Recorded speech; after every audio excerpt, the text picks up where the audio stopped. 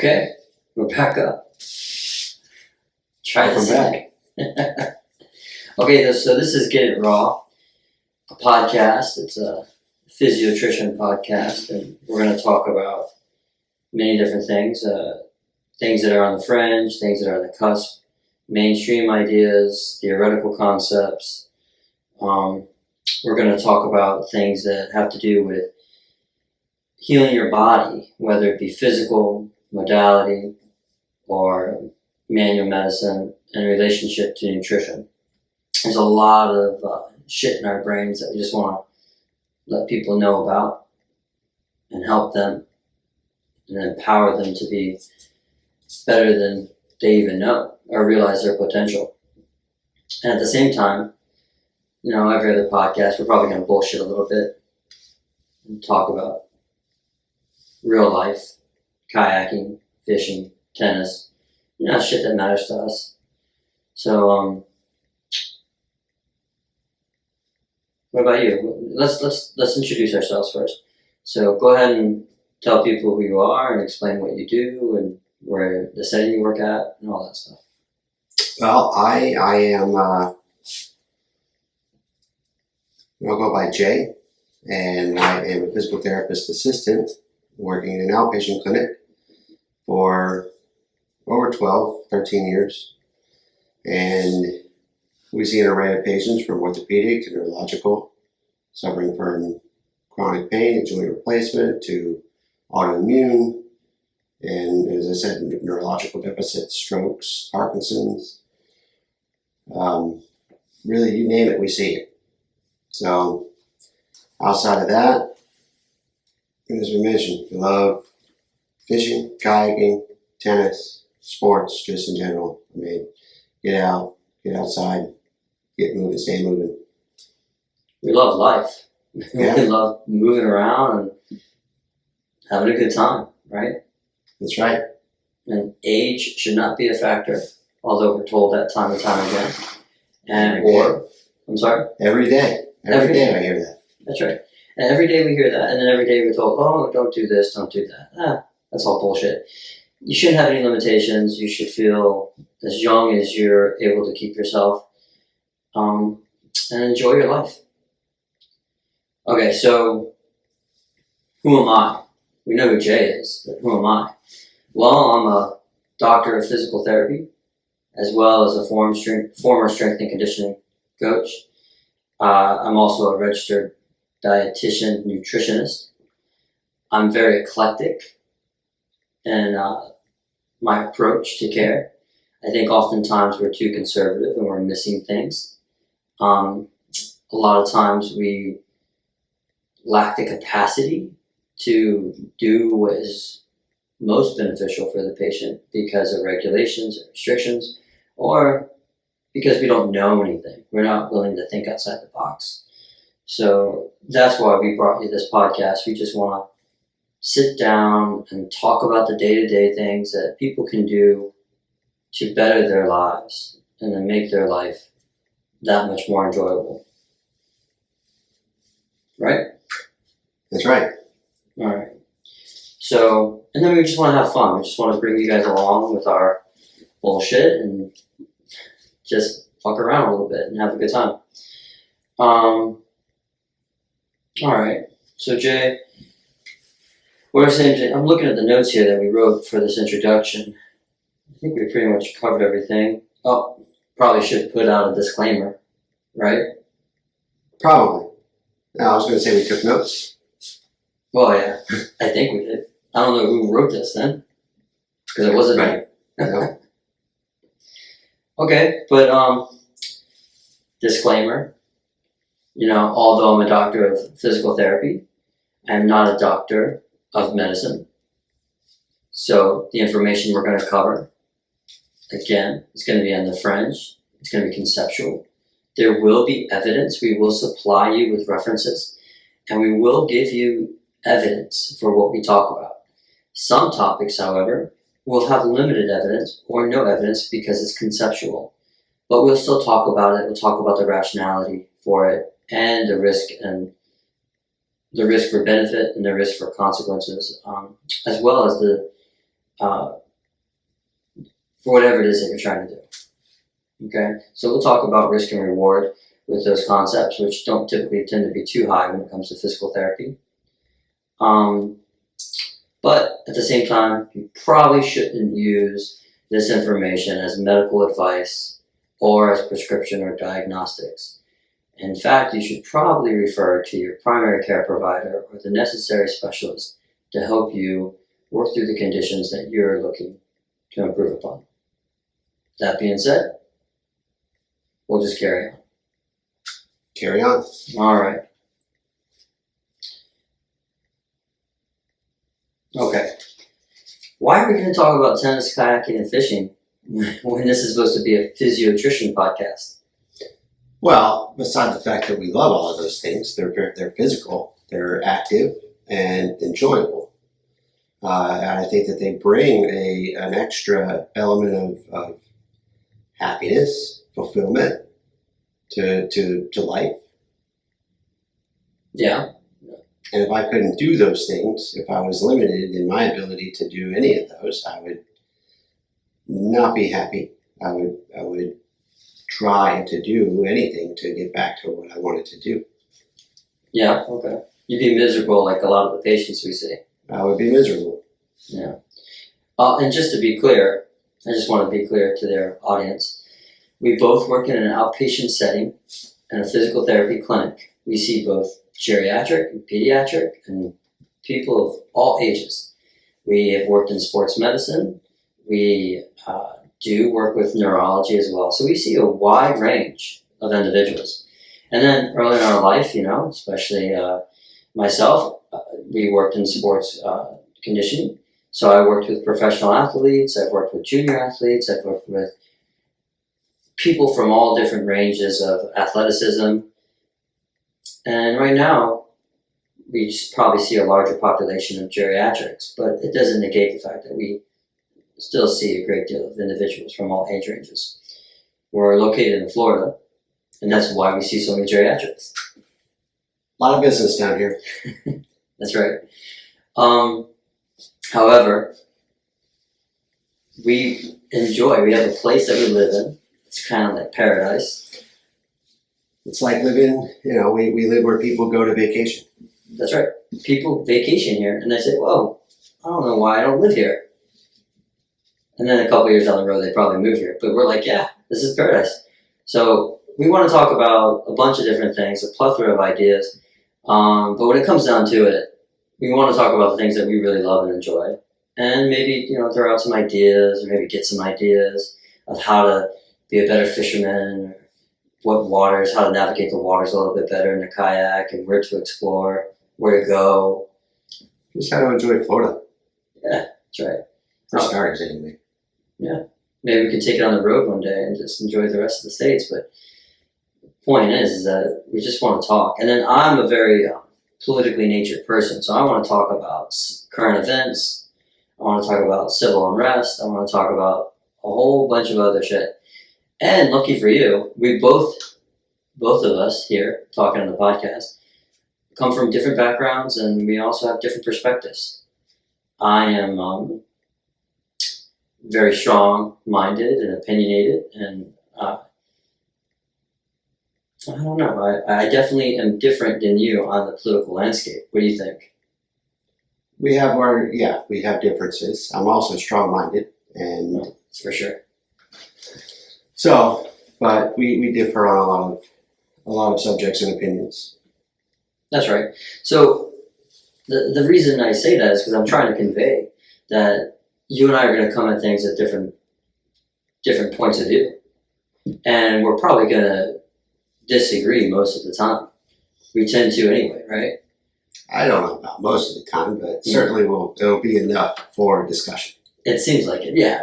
And it might get a little hot, it might get a little contentious, but we've also agreed beforehand that, our friendship comes first, and we're not going to let anything really divide us. But basically what I'm trying to say is I want people that are listening to this to understand that it's okay to have different ideas and different perspectives and to come at things from a different angle, and that we really should start uniting and agree to disagree. And that's probably what we're going to do most of the time, is agree to disagree, right? You say that. It'll happen on occasion, but I don't think it'll be like every topic, every show. But if things get too heated, I'm just going to smash one of those symbols over there. And at that point, we know it's time to step back, take a breath, and then regroup. Well, we'll just have to wait and see. But yeah, Jay over here is a musician. Plays the guitars, plays the drums, keyboard a little bit. I, however, don't have a musical bone in my body, and I have tried, but I really suck. Also, I am a father. I have a couple of kids. I am married, and Jay here is not. So that's another difference that we want to point out, because we want you guys to really understand that you're going to get a lot of variety, and that's okay. That's what makes life so much fun, is variety. But anyway, I saw something last night. I thought you might be interested. I wanted to bring this up today. Have you heard of the Monopoly experiment? I have not. Okay. I don't know where the fuck these guys are getting money for this research, but this gentleman, I think his name is Paul Perf. I have to look him up, and I don't have that technology with me right now. Hey, you can go ahead and look him up if you want to. Anyway, Paul Perf? I believe so, Paul Perf.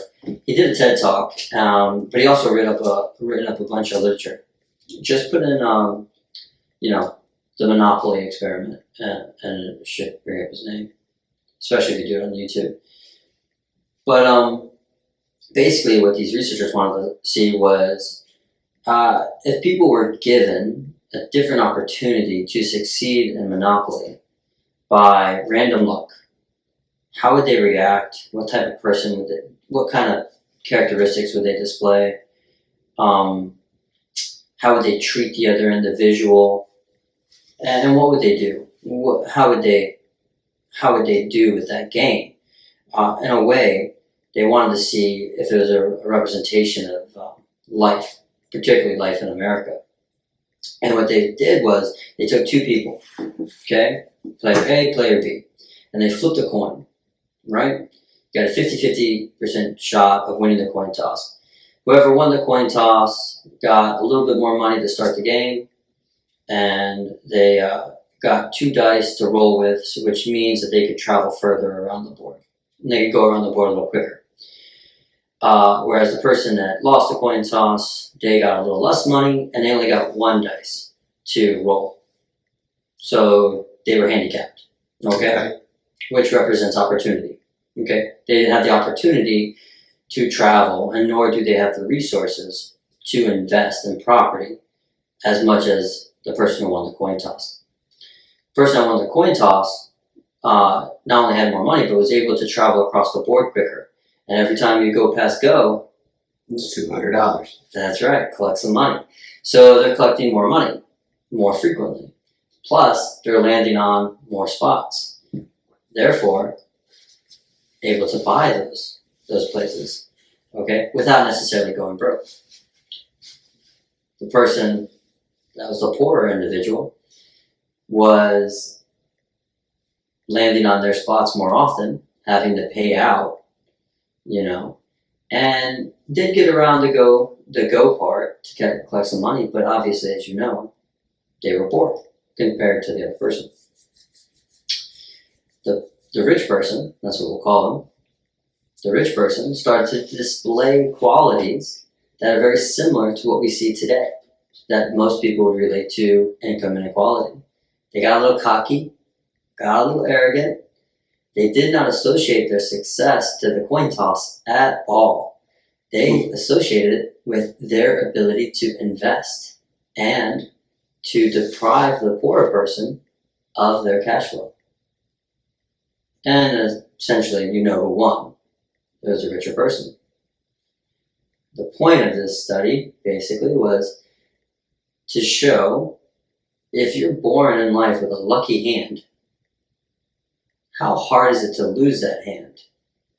And what is the inequality and inopportunity due to society,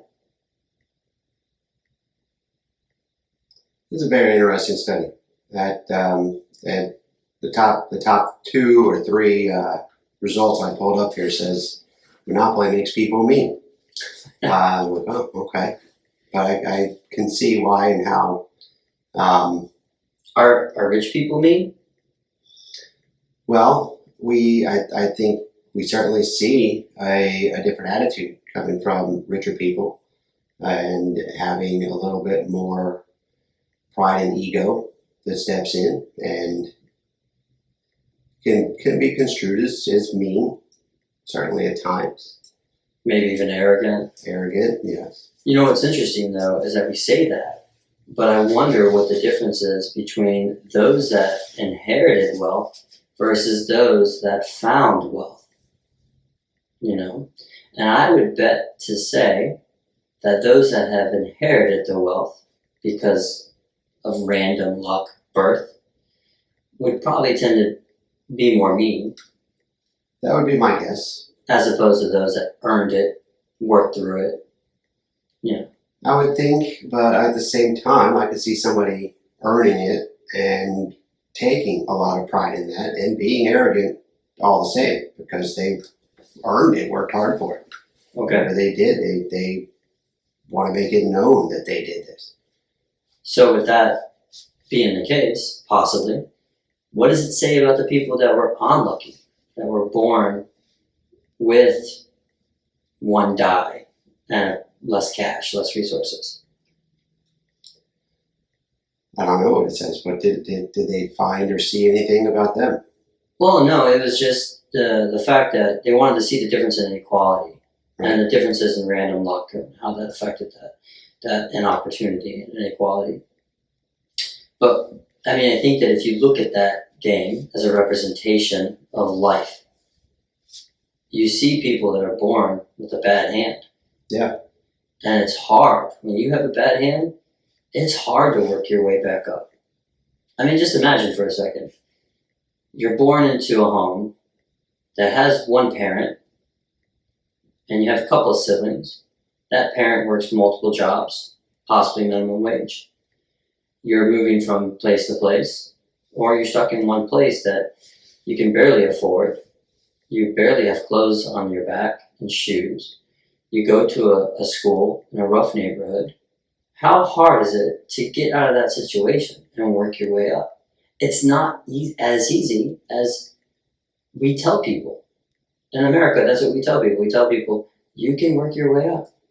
Don't let your class define who you are. With hard work and determination, you can be somebody. And that's true to an extent. And in my perspective, that's more true in the past than it is now. Nowadays, I think it's extremely difficult. And I think that the upper class, the upper 10%, have figured out mechanisms and loopholes and the tax code and the government to further their wealth or success, however you want to determine that, and suppress the majority of individuals who are trying to work their way up, thus shrinking the middle class. Pretty heavy on first. Well, yeah. Yeah. Well, no, go ahead. Look like you have something to say there. No? No? All right. No, I can't disagree with you there. I mean, this is the pattern that we've seen as society has progressed, and I use that word lightly, but certainly we have advanced in a lot of ways. We have progressed quite a bit, and I think you're right. It is getting harder to come up from a situation as you described, and I think that upper 10% does kind of make it a little bit more difficult, and at the same time wants it to sound as if it's not really that difficult. On that thought, I don't know how to approach making these things easier, because they're pretty big problems that they're going to require a pretty big solution, I think. a solution that has to go through politics and that have to be worked out amongst people, right? Let me check this.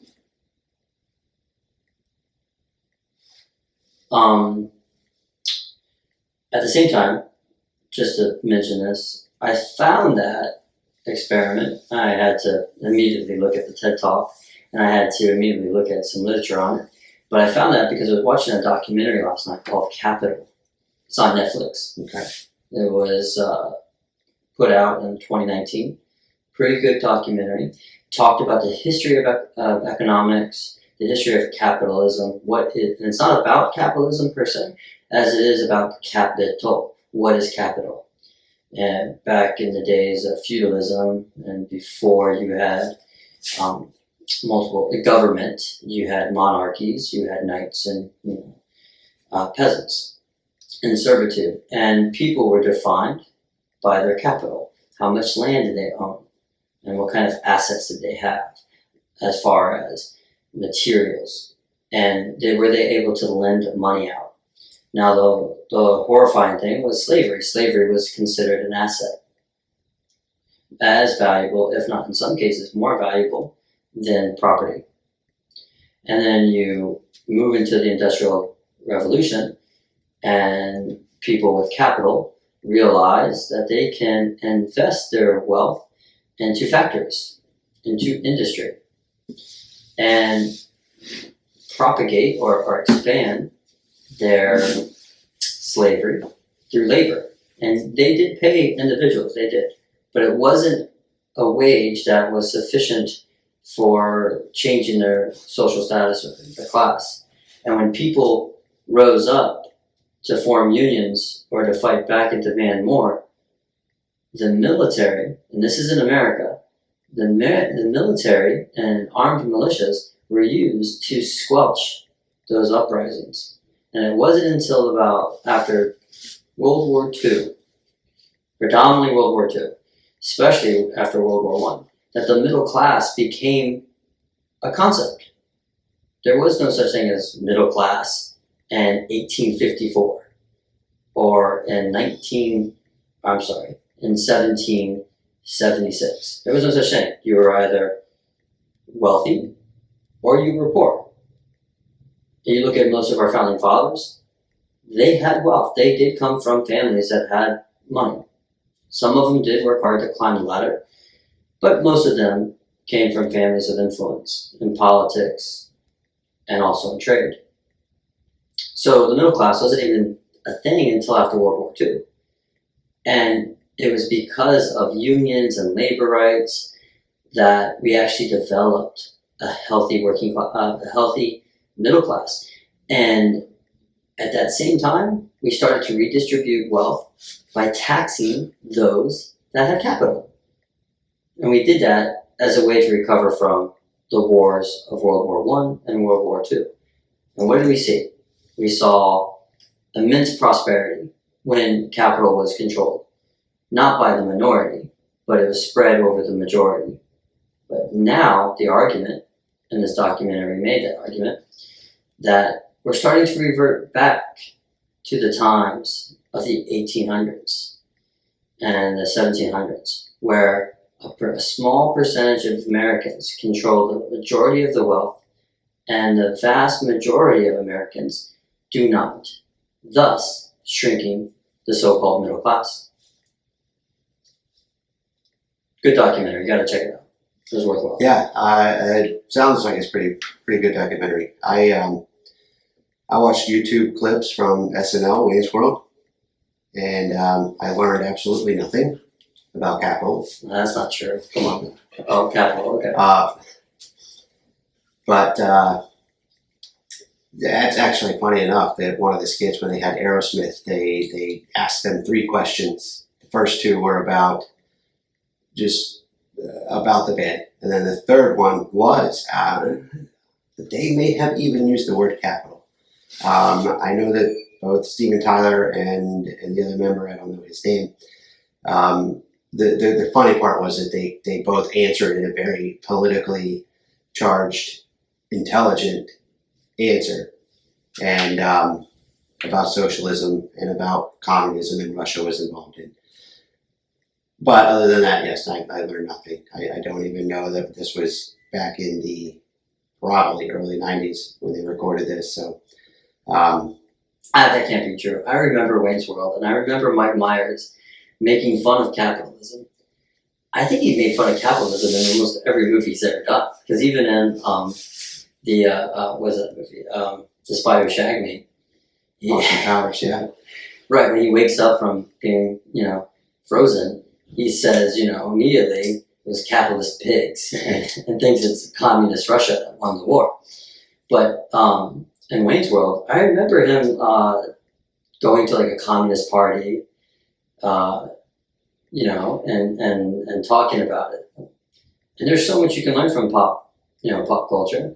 That's why I voted for Kanye West, because all of his policies come from pop culture. Kanye was also on one of the clips of Wayne's World. Oh, get out! It was maybe the 45th anniversary or the 40th. It was an anniversary episode. Mike Myers and Dana Carvey had come back to the show, and we're doing a Wayne's World top 10, and Kanye was there. I'm assuming to perform, and they went from musical guests as one of the top 10 items, and they mentioned Beyonce, and they mentioned another band, and they said, we think that they're better than Beyonce, even better than Beyonce. And then the next number was Kanye Sit Down, and I was like, oh wow, okay. So it's funny that you even bring up Kanye West, and that all ties in. Yeah. Well, of course, that's what we do here. We're just going to loop around, tie everything in. But yeah, no, Kanye, if you listen to his interviews, his total understanding of history and all his policies and ideas not only come from the Lord, because he's a Christian, which is great, but also pop culture. But if it wasn't for the Lord, they wouldn't be in pop culture. So ultimately, it's because of the Lord that has led to his creation of policies and procedures and understanding of history, which is why he should be the next president. I did not listen to the interview. I tried to put it on yesterday, and it did not want to play, so I gave up. But I'm looking forward to hearing it. It sounds pretty interesting, and then we'll have more to share about that. But we'll talk about that. Yeah, I'll talk about that all day. If you want to revel in someone's possible, insanity, and feel a little bit more sane yourself, just listen to that one. It's on Joe Rogan, by the way, that interview that we're talking about. And there's several other interviews as well, but you'll understand what we're saying. Just give it a read. Or listen. Yeah, well, that's the point. All right, so we've got that nailed. We talked about that. We're solving the problems of the human race as we go. Now, I don't think we should stop. We should keep going, right? Oh yeah, the problem solved all over the place here. That's right. But the point is that I wanted to make is, we talk about a middle class. The middle class didn't exist until after World War II.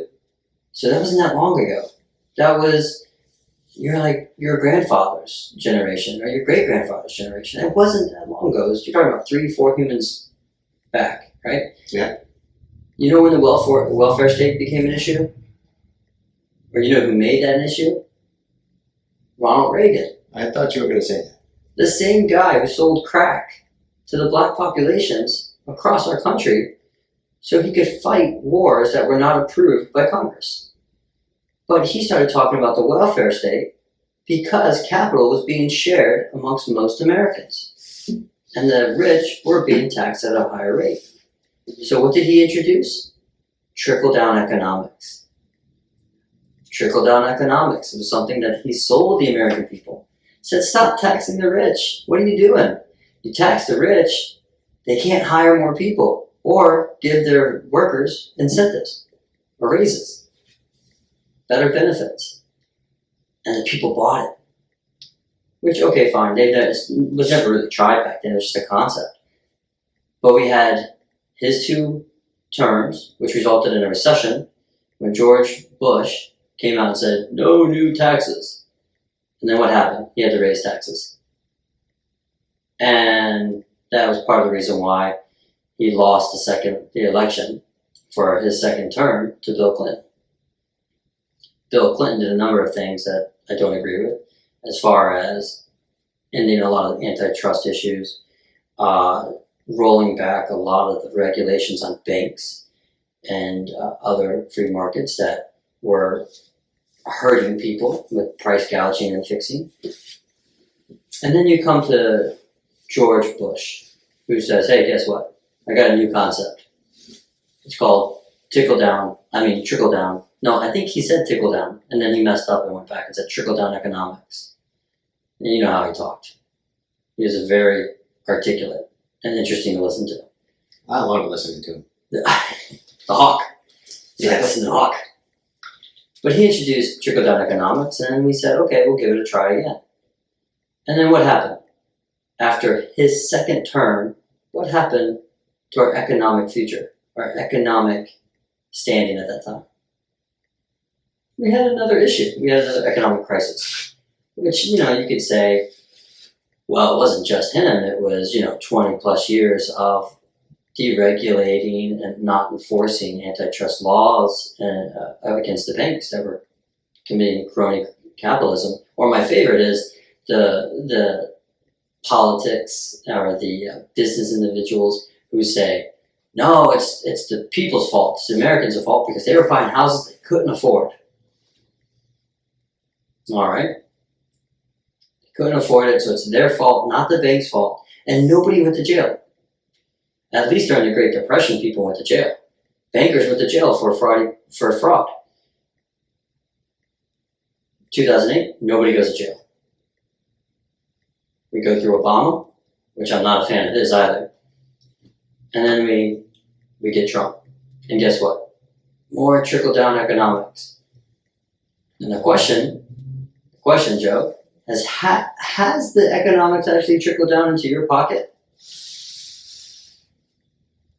I can't say that I've seen it, but I don't know if I would know what it looks like. Right. Well, if you can't see it, you don't know what it looks like. That can't be there, right? I suppose. I mean, what should it look like? Well, if you look at the economic data, certainly over the last few decades, you will see that wages have stagnated. The wages of today are the same as the wages 60 years ago. So there is no increase. Wages no longer climb with the rate of inflation. Well, sir, what do you mean they haven't changed? They're the same as 60 years ago? I would feel like the wages would be more. You would, but that's inflation. You would, but that's inflation. But the fact of the matter is that your job is no longer as valuable or more valuable now to keep up with the cost of living as it was 60 years ago.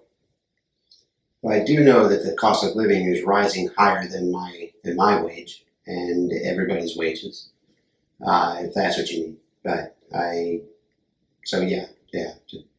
Yeah, what that means is after World War II, 40s, 50s, 60s, even in the 70s, people's wages were increasing at a steady rate that were similar to the increase in inflation. And so people were able to... Before the wars? I'm sorry? Before or after the wars, it was increasing on the same... After World War II. Mm-hmm. Okay. After World War II, the rich were taxed more to invest capital in the cities. The whole world was destroyed. Okay, so they had to go somewhere. The impoverished were already taxed enough. They couldn't afford to pay for the rebuilding of the cities that were destroyed. So the rich were taxed a little bit more. The capital was spread across the majority of Americans. Okay, now that being said, we have to understand there was a civil rights era that was an issue. Women's rights was an issue at that time. So it wasn't spread amongst all individuals, but it was spread amongst a large majority of Americans. And with that, you saw an improvement in the way of life. People became consumers because they could afford that. A one-person income could support a family of 4 or 5. You could see people buying houses and amassing some property and getting a car. Life is easier to afford.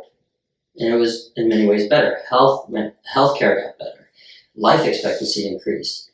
Now what we're finding, what we see, is that people, whether or not they have a good job, depending on what kind of job you have, we have a pretty good job. But it's not what people think. We're not making six figures. Mm. Right? So our wages have not increased to keep up with inflation. So we don't have that financial freedom to be as free as people were back in the 40s and the 50s. We don't have that freedom for a one-person income to take care of a family of 2 or 4 or 5 or 6. So you can't do that now. It's very difficult. And that's why most Americans work. And at the same time, which is very interesting, childbirth. You have less children born per capita, per person, okay, now, and you have a decrease in life expectancy. Life expectancy, which was increasing for so long, is now has been decreasing. And yet we have to say, what the fuck? But it goes back to this notion of who controls capital. And those individuals that control capital, do they control it because of hard work, or do they control it because of random luck, birth? And at the same time, because they control it, they can suppress your upward mobility. And therefore, welfare, which didn't exist before World War II, was used as a tool to convince people that the welfare state are taking care of the lazy Americans that don't want to work for a living. And that's why we need to try other concepts like trickle-down economics. But we don't talk about the welfare state that helps the wealthy, so they don't pay taxes, so they get subsidies that enrich their pocket. We don't talk about that. That's really the welfare state. But they don't want to tell you that. They don't want you to know that because they want to keep making money and keep you paying for it.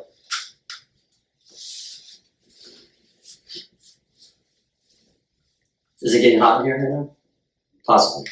It might be, yeah. I think I have my air conditioner set to automatically go off at this time of the morning because usually I might be out. I wasn't being literal. I was. Yeah. Okay. Yeah. That's a deep subject, deep hot conversation. But let's go there. Let's maybe not today, but let's find time on this podcast to actually go there and talk about this shit. If anything, not to create division and animosity, but to actually have this intellectual conversation to stimulate our brains and to push things forward so we're continuously striving for betterment. I'm sure we certainly will have those conversations, and it will be interesting because I think I represent the majority of the Americans who don't take the time to research and learn and know in more detail about how all of these things are working and what is going going on behind the scenes of our politicians and politics and the inner workings of corporations or corporate and capital, because I'm relatively clueless. So, well, you say that, but I think I think, like you said a second ago, you don't know the data, but you have a general sense. I can see the patterns. Yes, I can see the inequality in the patterns. You can feel it, and that's all you really need. And then you and I will point out things like that documentary on Netflix, look it up, called Capital. And then you'll find the Monopoly Experiment on YouTube. You can watch the TED Talk. You can read some literature on it if you just Google it. Or Quantit. Quantit is an interesting website, Joe. It does not collect nor track your information on the search engine. Okay. Okay. And is that just a search engine, or what is it? I've never heard of it. It's just like Google. Okay. But instead of collecting all your data and providing to the highest bidder, it is an encrypted site that doesn't track or keep history of you. Okay. Okay. We can go down that road later with the social media issue and Google's ability to control markets and manipulate individuals. But quant is the idea behind quant is to do what Google does without the nefarious intent. What if you're using what about the web browser? What about like the Chrome? If you use Google Chrome versus Internet Explorer or any of those, the web browser itself, can they not collect data? Oh yeah, Google Chrome, but there's other browsers you can use to navigate the internet without them collecting your info. Okay. So you can change. We'll talk more about that down the road, and maybe we'll interview somebody that has some expertise in that. And then, so that's one of the rabbit holes that we're going to go down, and we're going to share with people, especially when we're bullshitting around, right? Right. But the mainstay of this would be, how can you use nutrition and physical medicine to help you heal a fracture, or to quicken the pace of healing from a tear or a sprain, or let's say you have a neurological insult. What can you do to possibly make things better for yourself? Does that sound about right? Yeah.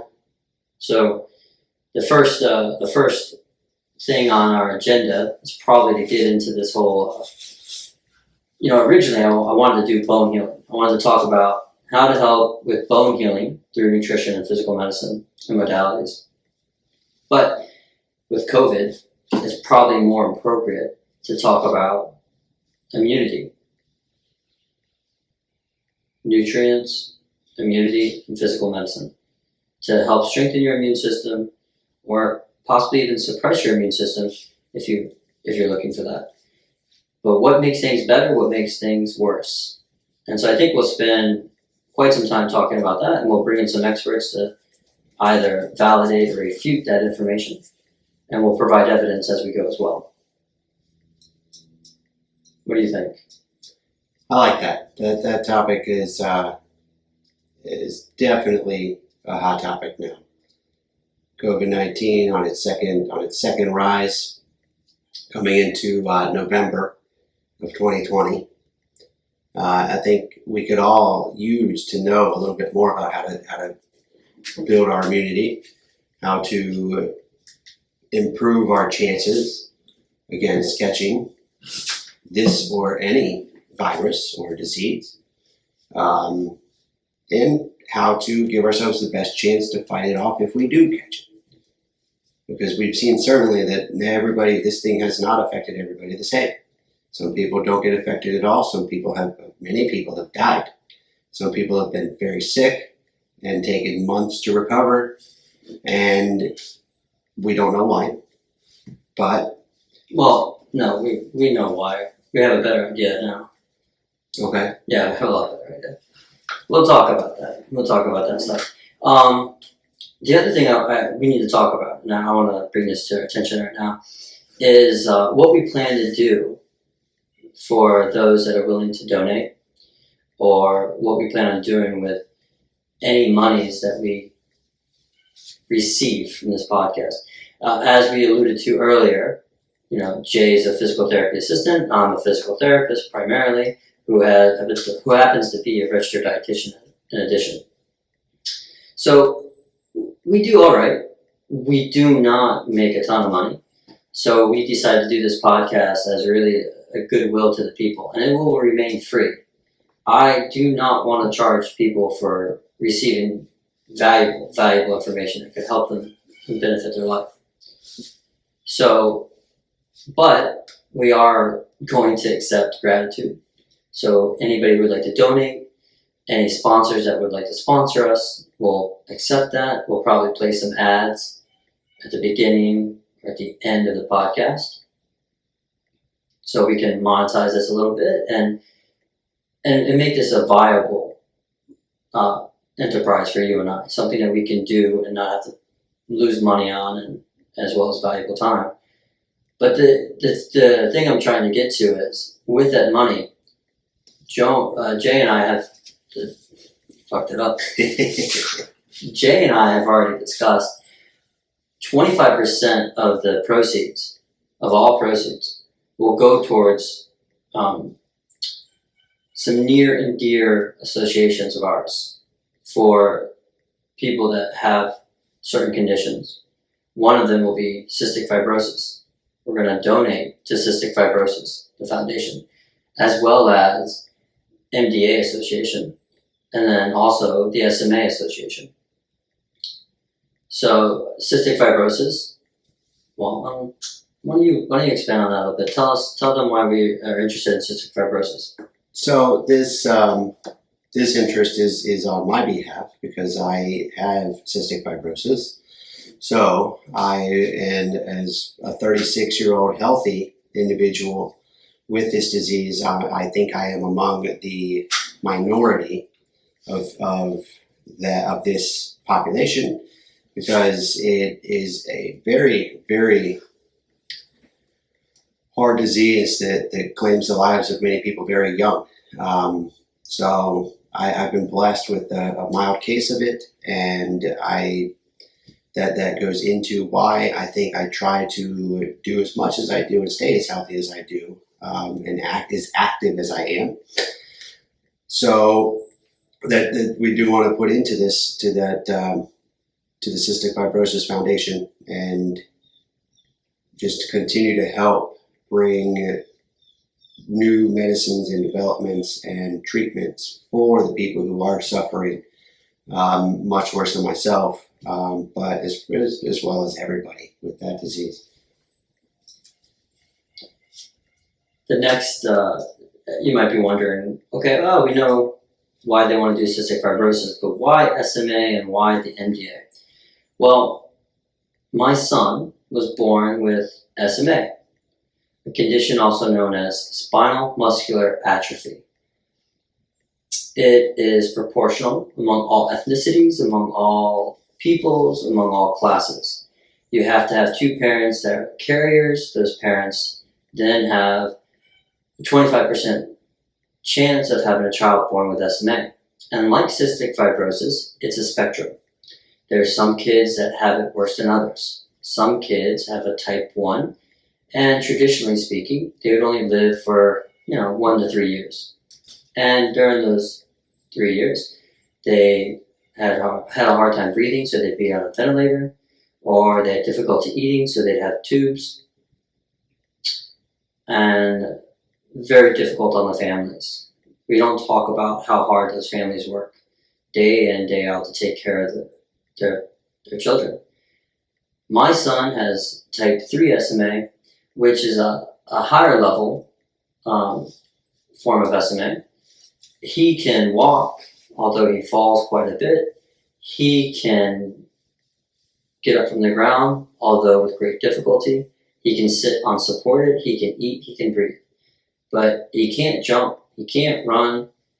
He does walk a little different than other kids, so kids tend to tease him. He does have the struggles. So that is something that is extremely important to me. And if you're still curious to know what SMA is, I always compare it to a genetic polio. It's like having polio, only you received it genetically. And MDA, Muscular Dystrophy Association, the reason why we're going to donate to them is because they work with SMA. And if you're curious to know how those funds will be spread to those organizations, 10% will go to cystic fibrosis, 10% will go to SMA, 5% will go to MDA. And that's all proceeds. So if you're willing to donate, I will eventually be setting up a Patreon account, and we'll link it to our webpage and to the podcast notes. So if you want to donate to help those children, great. If you want to donate to keep this show viable, then great. We would truly, truly appreciate that. But those are some issues that we really care about, that really mean a great deal to us. And those are the ideas that we want to communicate and talk about. We just want to have fun and help people. And bullshit in between. Sound about right to you? That sounds right. Okay. I think we're probably pretty good. You're ready to wrap it up, right?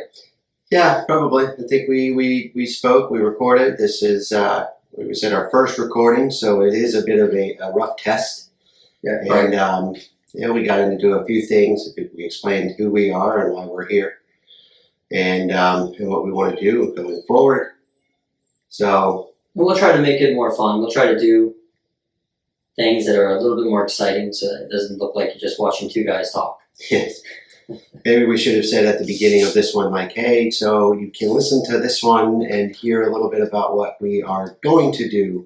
But if you jump to the next episode, that's where we're going to get into more of more of the actual show, more of what we want you to tune in for and what we want to share with you. Right. And the next episode will be about nutrition and physical medicine as far as health is concerned, how to improve one's immune system. I probably will chunk it up a bit so that way we can really dive in deep with certain nutrients and certain activities and certain modalities that will help you improve your immune system. I don't want to cram it all in one session. I want the listener to really get an understanding and be empowered with that knowledge to investigate on their own, talk with their providers on their own, and really try to help themselves get better or do more for themselves. The other thing I'd like to do, and I'm going to do this for the whole year, I want to say thank you to some people that have inspired us to do this. I want to certainly thank Sam Harris. I think he is a treasure trove of information, and I really enjoy his philosophy. I want to thank Sean Carroll, who is a true intellect. I love listening to him. I want to thank Adam Meekins a lot. I really enjoy your show, Adam. I really enjoy listening to your podcast, and I like the no bullshit quality.